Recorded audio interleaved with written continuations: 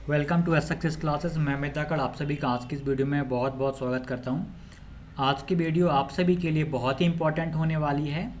मध्य प्रदेश पटवारी भर्ती के लिए नियम पुस्तिका रूल बुक जारी कर दी गई है और मैं आपको पॉइंट टू पॉइंट सारी चीज़ें समझाने वाला हूं, चाहे वो सीपीसीटी से जुड़ा हुआ आपका प्रश्न हो, आयु संबंधी हो, शैक्षणिक योग्यता संबंधी हो, सिलेबस संबंधी हो, जो भी आपके डाउट बन सकते हैं सब देखेंगे। कौन कौन अप्लाई कर सकता है, सारी बातों को आज हम ध्यानपूर्वक समझने वाले। नोटिफिकेशन को हम पढ़ेंगे और सबसे इम्पोर्टेंट हम उसको आज समझने वाले हैं।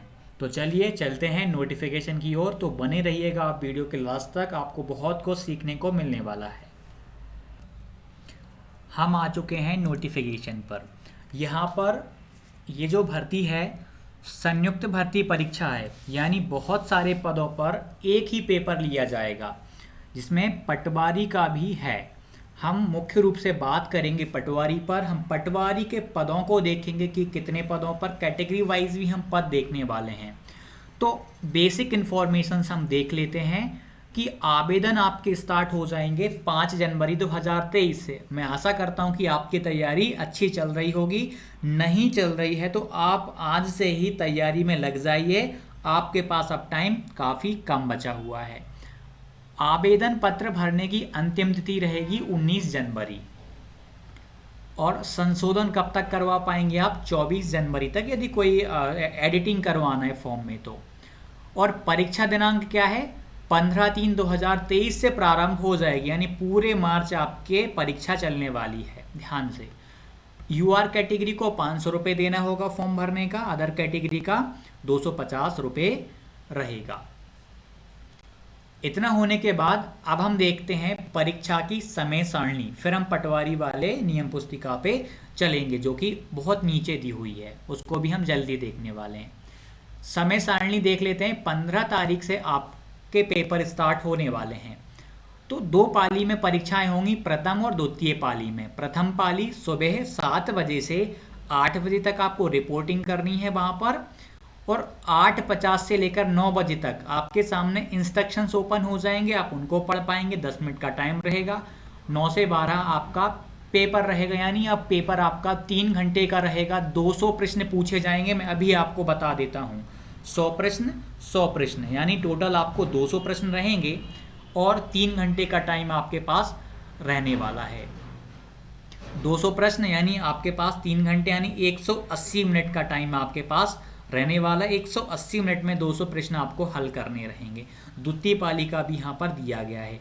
ये बेसिक इन्फॉर्मेशन हैं। अब हम सीधा सीधा चलते हैं कहाँ पर, जो हमारी, चलिए यहाँ पे मैं कुछ बेसिक बता रहा हूँ आपको। इस पेज पर ये चीज़ें दी हुई हैं। पाठ्यक्रम आपको 135 पेज नंबर पे दिया है। यहाँ पर हम चलेंगे तो पेज नंबर 93 पर जैसे ही हम जाएंगे, मैंने नियम पुस्तिका को देख लिया अभी। जैसे ही हम 93 पेज नंबर पे जाएंगे तो पटवारी चयन परीक्षा 2022 हेतु चयन संबंधी नियम और निर्देश आपको मिलेंगे स्पेशली पटवारी के, और यहाँ पर हम पद भी देखने वाले हैं अभी। पटवारी के रिक्त पदों पर चयन हेतु इस परीक्षा के नियम निम्न निर्देश लागू होंगे। तो यहाँ पर सामान्य रूप से हम इसको देख लेते हैं। यह निर्देश उन समस्त आवेदकों पर लागू होंगे जो भू अभिलेख राजस्व विभाग के पटवारी के पद हेतु चयन परीक्षा 2022 में आवेदन कर रहे हैं, अप्लाई कर रहे हैं। कुछ परिभाषाएं दी हैं, हम इन परिभाषाओं को नहीं देखेंगे, हम वेतनमान पे आएंगे। तो वेतनमान आप देख सकते हैं, आपका 2100 ग्रेड पे यहाँ पर रहने वाला है। क्वालिफिकेशंस देख लेते हैं, जो कि बहुत ही ज़्यादा जरूरी है सभी के लिए। पटवारी चयन प्रतियोगिता परीक्षा में बैठने के लिए वही उम्मीदवार पात्र होगा जिसके पास निम्नलिखित न्यूनतम अर्हताएं यानी क्वालिफिकेशंस होंगी।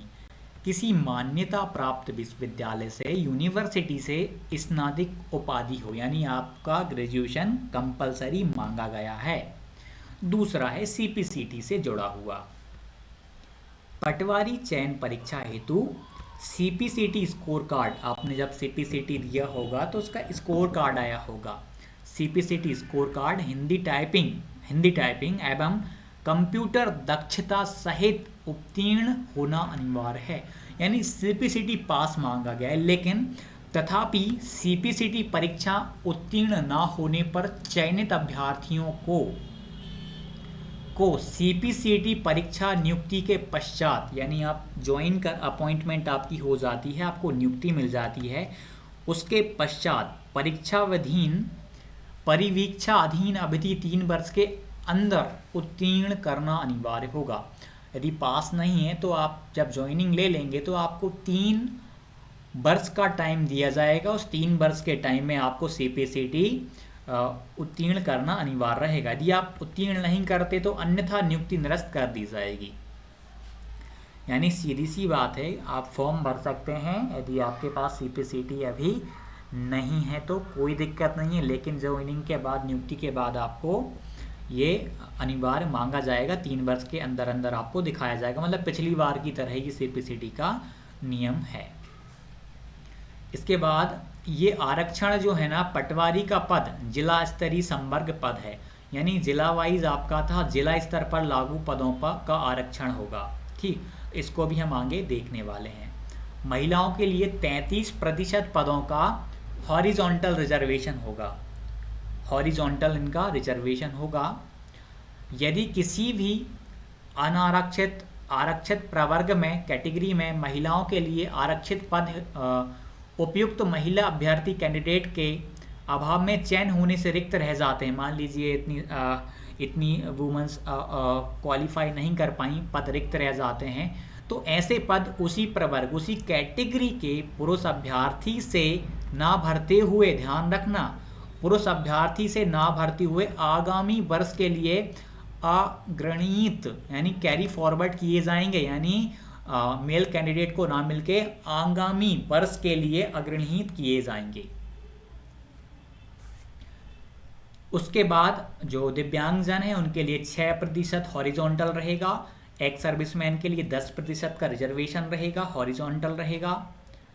इसमें भी कैरी फॉरवर्ड किए जाएंगे। हॉरिजॉन्टल है इनका भी हॉरिजॉन्टल है।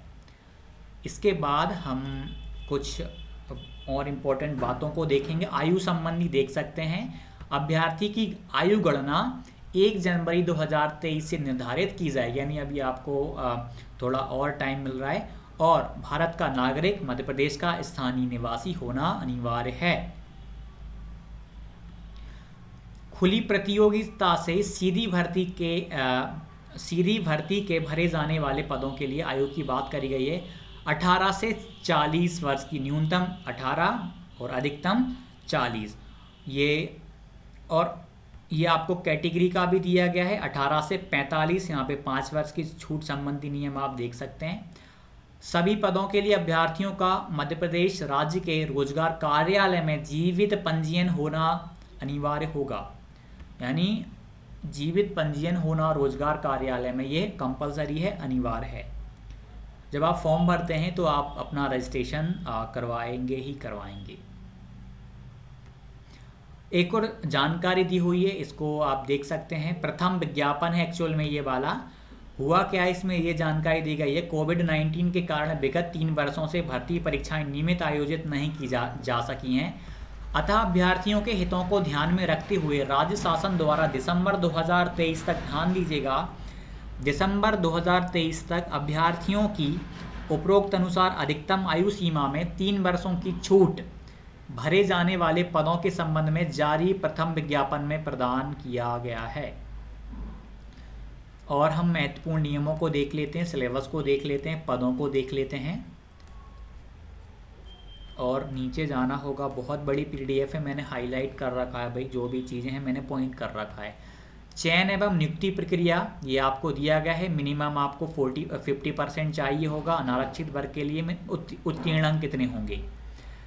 और जो निःशक्त जन हैं या जो अदर कैटेगरी वाले हैं, SC ST OBC EWS या जो दिव्यांग जन हैं, उनके लिए 10% की अंकों में छूट होगी, यानी उन्हें 40% अंकों में क्वालिफाई माना जाएगा।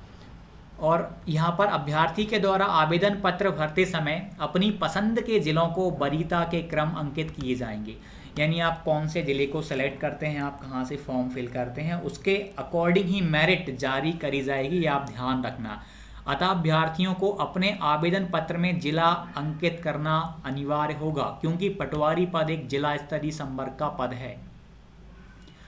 और भी ये बहुत सारी जानकारियां दी हैं। अब हम और आगे चलते हैं, हम पदों को देखेंगे कि पद देखिए यहाँ पर पटवारी पदों की एकजाई आरक्षण तालिका।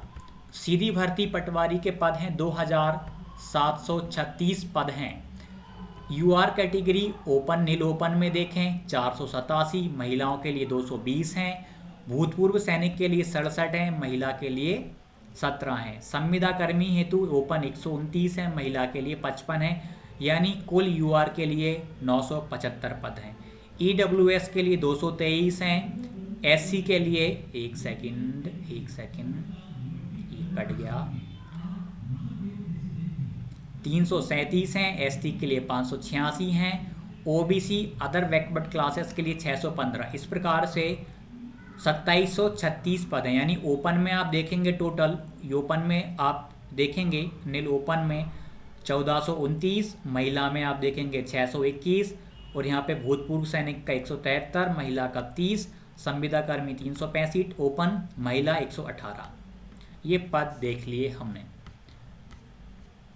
ये आपको जिला वाइज, डिस्ट्रिक्ट वाइज आपको जिला के अनुसार आपको पद दिए गए हैं। आप इसे विस्तार पूर्वक देखना चाहें तो आप पीडीएफ को डाउनलोड करके आराम से देखिएगा। जब आप देखिए, और नीचे चलते हैं। अभी हमें शैक्षणिक योग्यता समय देखना है कितने मध्य प्रदेश कर्मचारी है, अध्याय 3 में दिया गया, सभी के लिए है ये।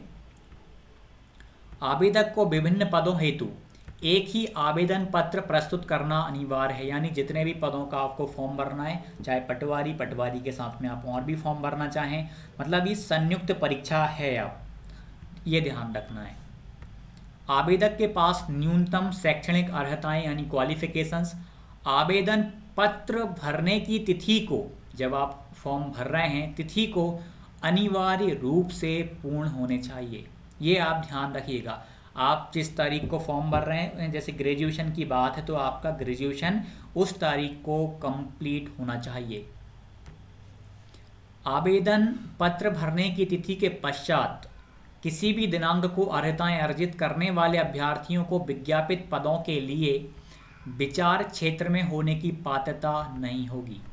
आवेदक द्वारा गलत जानकारी दी जाने की स्थिति में उनका आवेदन पत्र निरस्तित किया जाएगा।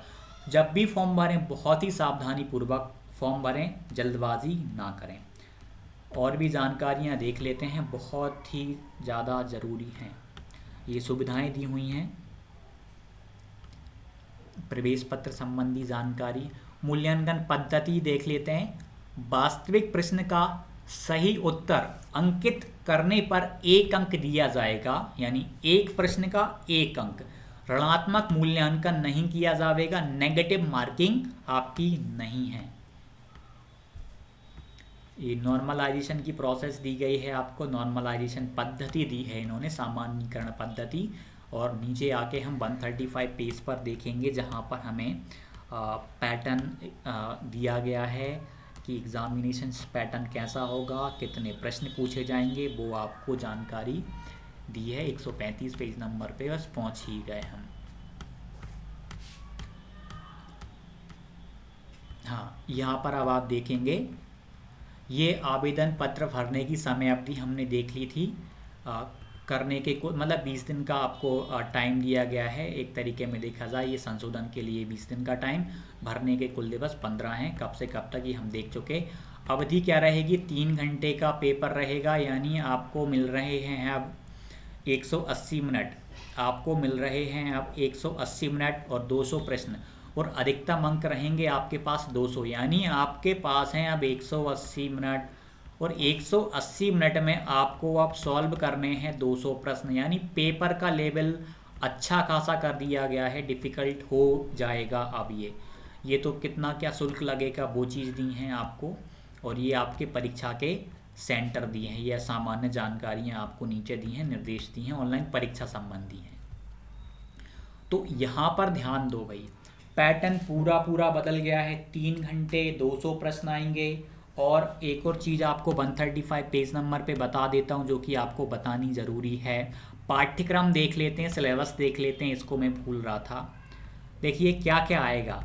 प्रश्न पत्र का विवरण, प्रश्न पत्र की कुल संख्या, प्रश्न पत्र की कुल संख्या यहाँ पे आप देख सकते हैं। एक सामान्य विज्ञान आएगी, सामान्य हिंदी आएगी, सामान्य अंग्रेजी आएगी, सामान्य गणित आएगी।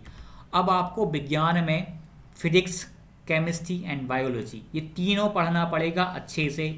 सामान्य हिंदी आपको अच्छे से पढ़नी पड़ेगी, सामान्य अंग्रेजी अब आपको पढ़नी पड़ेगी जो कि पहले पटवारी में नहीं आती थी। विज्ञान जीके में 1-2 नंबर की आती थी, आप नहीं पढ़ते थे, अब आपको पढ़नी पड़ेगी। सामान्य गणित आपका ऑलरेडी है। उसके बाद बा सेक्शन में सामान्य ज्ञान एवं अभिरुचि आएगी। सामान्य ज्ञान में आपको जीके जीएस में सब कुछ पढ़ना पड़ेगा। अभिरुचि आएगी, यहाँ पर आपकी रीजनिंग आपको अच्छे से करनी पड़ेगी आपको। सामान्य कंप्यूटर ज्ञान आएगा, सामान्य तार्किक योग्यता आएगी, सामान्य तार्किक योग्यता वो रीजनिंग की बात कर रहे हैं। सामान्य प्रबंधन आएगा, मैनेजमेंट आएगा। तो सिलेबस आपका बहुत ही ज़्यादा चेंज कर दिया है अभी। हालांकि व्यापम ने ये जानकारी नहीं दी है कि सामान्य विज्ञान में कौन कौन से टॉपिक हैं, सामान्य कंप्यूटर में कौन कौन से टॉपिक हैं, रीजनिंग में, मैथ में कौन कौन से चैप्टर हैं, ये अभी जानकारी नहीं बताई है। अब देखते हैं, शायद वो विस्तृत पाठ्यक्रम शायद वो जल्द अपलोड कर दें। तो आपको ये सारी चीज़ें मिल गई होंगी। तो अब आप लोगों से जाते जाते यही कहूँगा कि भाई अब तैयारी आप अच्छे से स्टार्ट कर दो। कंपटीशन ज़्यादा है, पेपर का लेवल डिफ़िकल्ट है, पेपर के पैटर्न को बदल दिया है। अच्छी बात यह है ये सभी के लिए बदलाया है कि